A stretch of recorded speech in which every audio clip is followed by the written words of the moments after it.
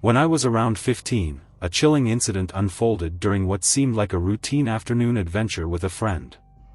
We decided to break away from the usual path in the park near our townhouses and explore a hiking trail. Little did we know that this decision would lead to an encounter that left a lasting impact on me.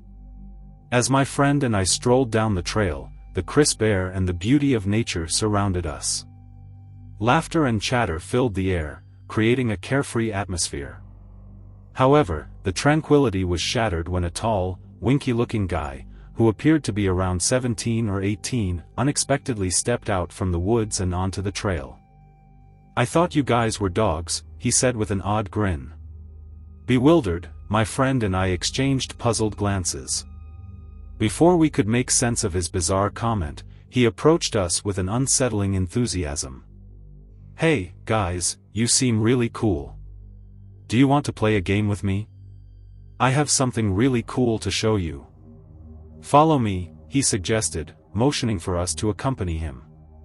In my naive innocence, I was on the verge of agreeing, fascinated by the idea of a mysterious game.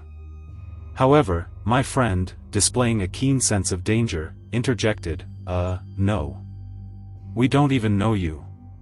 Just as she spoke those words, a knot tightened in my stomach, and an instinctual urge to run surged through me. "I'm sorry, we're actually meeting up with my mom and cousins. They're right up there," I quickly fabricated, hoping to create distance between us and the stranger. It was a desperate attempt to escape the uneasy situation. The stranger, seemingly convinced, promptly turned around and started running in the opposite direction. Feeling a mix of relief and adrenaline, my friend and I bolted away from the encounter, our footsteps echoing through the woods. We didn't stop until we felt a safe distance away. It was only then that we dared to look back, ensuring the stranger wasn't following us. Once we made it home safely, I couldn't shake off the unsettling feeling that lingered. I decided to share the incident with my family, recounting the strange encounter on the trail. To my surprise, my brother revealed that he knew the guy and that there had been multiple complaints from women about him following them along the trail and causing distress. The realization hit me hard. I had narrowly escaped a potentially dangerous situation. The relief was immense, but the incident left an indelible mark on my awareness of personal safety. It served as a stark reminder of the importance of trusting our instincts and being vigilant, even in the most familiar of places. Grateful for the protective measures in place, like the cop stationed at the trail, I couldn't help but feel fortunate that I had moved away from that environment, leaving behind the haunting memory of that unsettling encounter.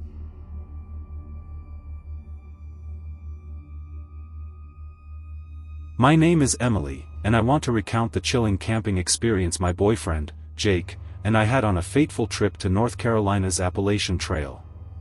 We set out on a Friday morning, eager for a long weekend of outdoor adventure. The drive took about 3 hours, and as we arrived at the park, excitement filled the air.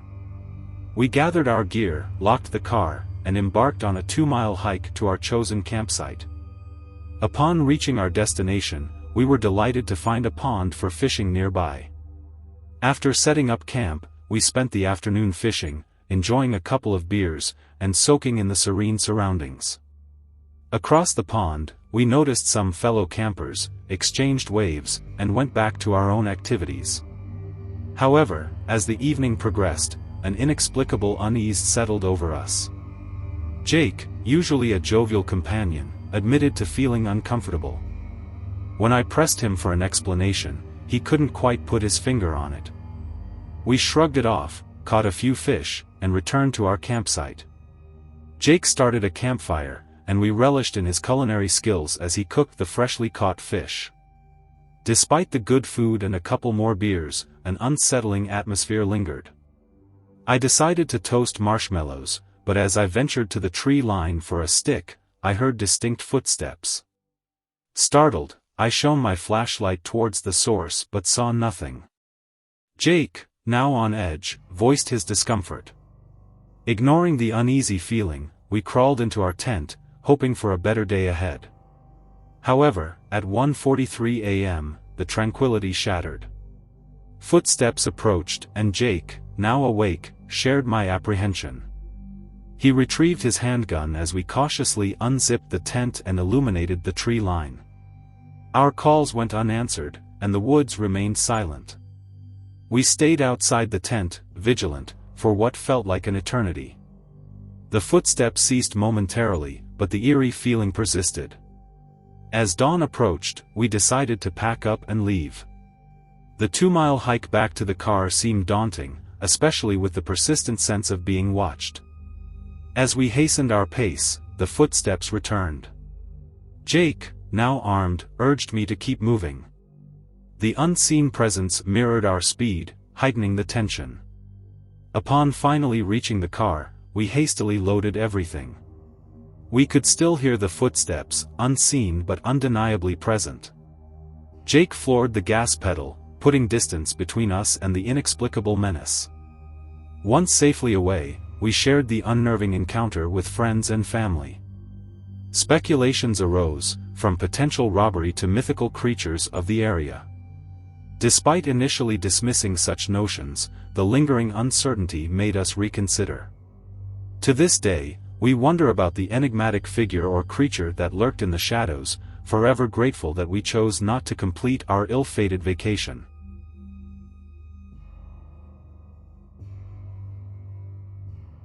"3 months ago, our grade level embarked on a camping adventure organized by the school, and little did we know it would become a tale of mysterious and eerie occurrences.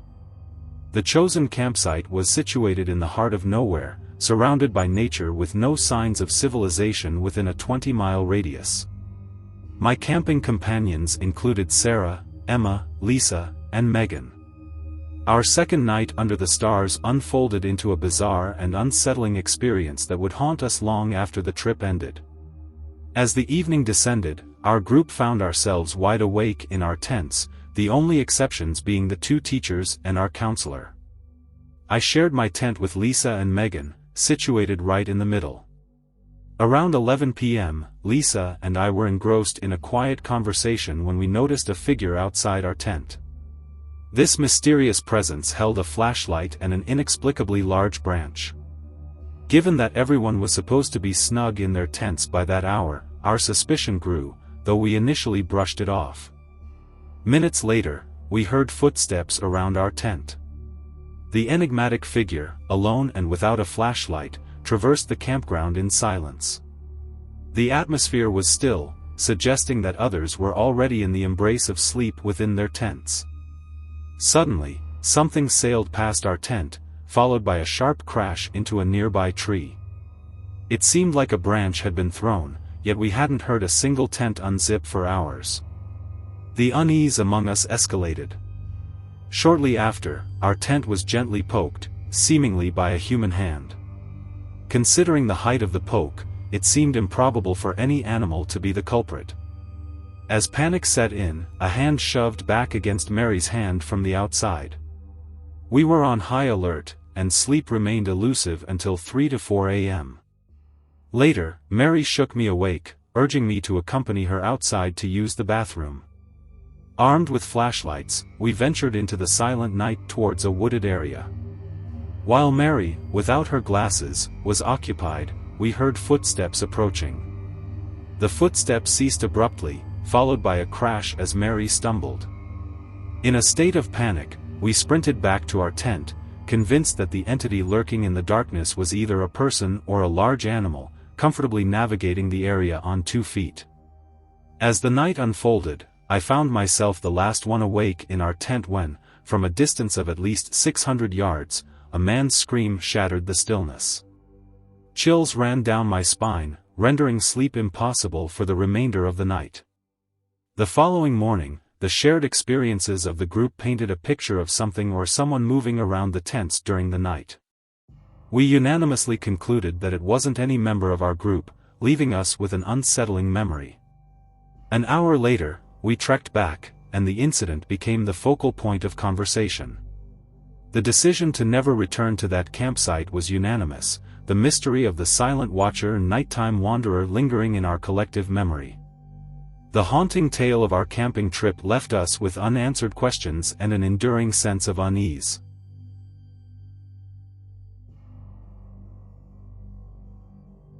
As a 39-year-old adventurer with a passion for the great outdoors, I've spent many years exploring the rugged landscapes of the Appalachians. My journey into the heart of nature began as a personal quest for health and fitness, stemming from the insecurities of my overweight teenage years. Bonding over camping and hiking trips with my father, I shed the excess weight and found solace in the tranquility of the wilderness. It became more than a hobby, it transformed into a lifestyle. The turning point in my life came a month after my 29th birthday, when my father succumbed to cancer. Our shared love for the wilderness had been the glue that bound us, and after his passing, it became an even more profound part of my identity. It was on a solo camping trip in the Appalachians, not far from the quaint town of Ridgway, that I encountered something deeply unsettling. The date was September 5, 2021, and the dense foliage of the forest concealed mysteries that would shake me to my core. I had packed up my campsite early in the morning, eager to hit the hiking trail once more. However, what awaited me was beyond any rational explanation. In a clearing where a familiar trail had been, a majestic buck appeared, grunting and huffing with an unsettling vigor. Attempting to shoo it away, I found myself in a surreal moment when the buck refused to acknowledge my presence. Compelled by curiosity, I reached out to touch the majestic creature. What happened next defied logic. Underneath its skin, I felt writhing movements, akin to giant snakes or worms. Panic set in, and I withdrew my hand, realizing that something was seriously wrong. Could it be a side effect of wasting disease? As I frantically sanitized my hand, I looked up to find the buck's face inches from my own. Its breath reeked of decay, and tumor-like growths adorned its mouth, emanating an unsettling odor. The creature's neck bent unnaturally, and it emitted a deep grumbling sound. Fearing disease or morbidity, I hastily retreated and continued my hike, haunted by the image of that deer. Hours later, I reached my intended campsite, the second of the weekend, bypassing the original one to distance myself from the unnerving encounter. The evening passed peacefully, with the sun setting and the forest coming alive with sounds. Exhausted, I crawled into my tent, hoping for a restful night's sleep. Little did I know that the horrors were far from over. In the dead of night, I was jolted awake by slow, heavy footsteps. The embers of my fire revealed a shadowy figure. It was a doe, moving with an eerie deliberateness. Ignoring my attempts to shoo it away, the doe stopped abruptly, and I sensed an impending dread. To my horror, the same deep grumbling sound echoed in the night, and the doe expelled a wet, thudding sound, as if disgorging an entire organ. Bewildered, I felt something slithering under my arm. Jumping up, I discovered a large, worm-like bulge outside my tent. Terrified and sleep-deprived, I watched the doe outside, standing like a macabre statue. As dawn broke, I unzipped my tent to find the lifeless body of the doe, devoid of fluids, eyes, and with an impossibly empty abdomen. Swiftly packing my belongings, I left the site, vowing never to return to the Appalachians. The bizarre encounter had shaken me to my core, leaving me haunted by the inexplicable events in the heart of nature.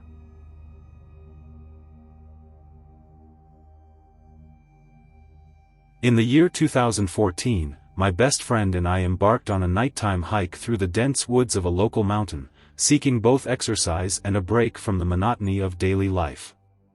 As we ascended, the atmosphere remained uneventful, with the occasional sighting of kangaroos and a breathtaking view from the summit.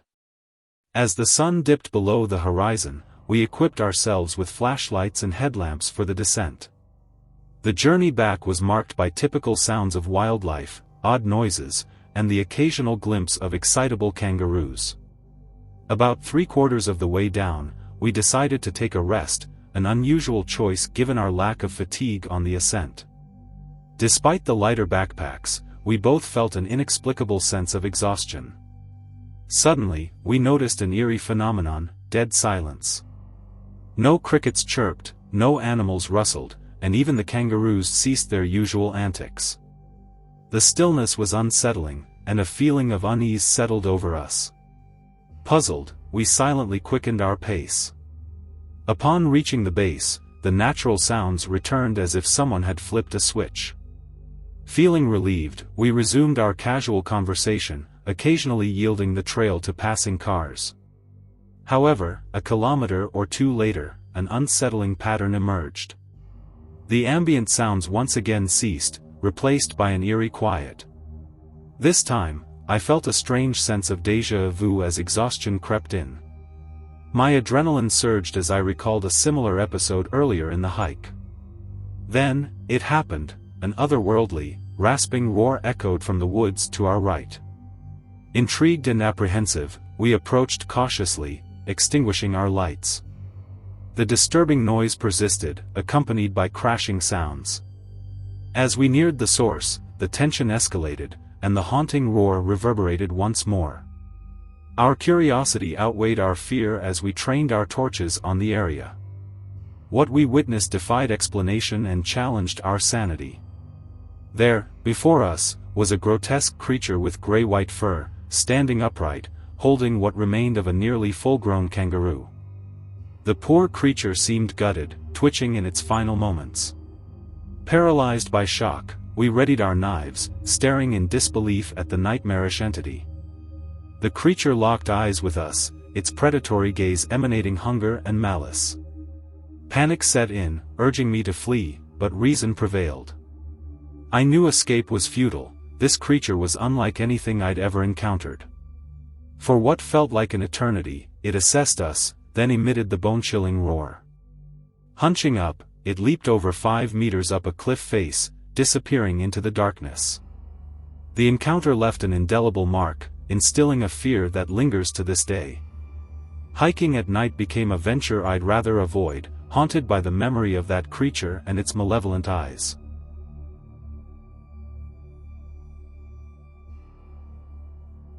A few weeks ago, my wife and I decided to take advantage of a beautiful sunny day by going hiking and having a picnic in the Blue Ridge Mountains.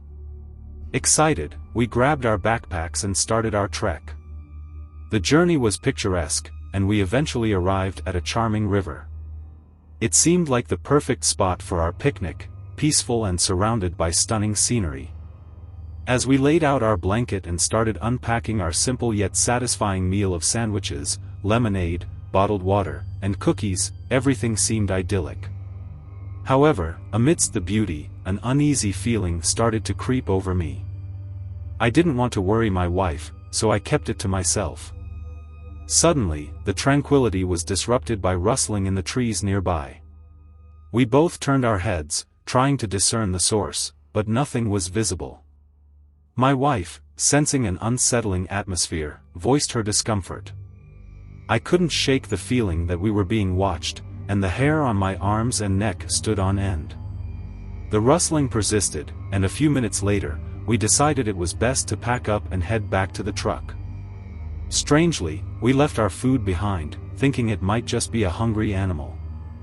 In hindsight, I realize it was a naive decision. As we retraced our steps, the rustling in the woods grew more pronounced, and it became apparent that something was following us. The footsteps were unnaturally loud and close, and a sense of dread settled over us. The situation escalated, and the unseen pursuer, whatever it was, kept pace with us. The fear became palpable as my wife and I quickened our pace, exchanging nervous glances. We dared not run, fearing that a predator like a mountain lion or bear might give chase. The footsteps persisted, heavy and relentless, echoing through the forest. Fatigue set in as we continued our brisk walk, desperately trying to put distance between us and this unseen threat. Finally, we reached the parking area where our truck was parked. Gasping for breath, we hastily threw our backpacks into the vehicle, jumped in, and peeled out of there as fast as we could. The relief was immense, but the terror lingered. In the safety of the truck, my wife asked, "What do you think it was?" I had no answers. It didn't sound like a bear or any known creature. It was large, bipedal, and it stalked us with an eerie persistence. As we drove away, the experience felt like a scene from a classic horror movie, but this was real. The weeks that followed were filled with lingering fear and countless what-ifs. What if we hadn't decided to turn back? What if we had continued our hike? The unknown nature of the encounter continued to haunt us. Reflecting on this ordeal, I feel compelled to share our story. It serves as a stark reminder of the importance of staying alert in the wilderness. There are things in nature that we may not fully understand, and being attuned to our surroundings can make all the difference.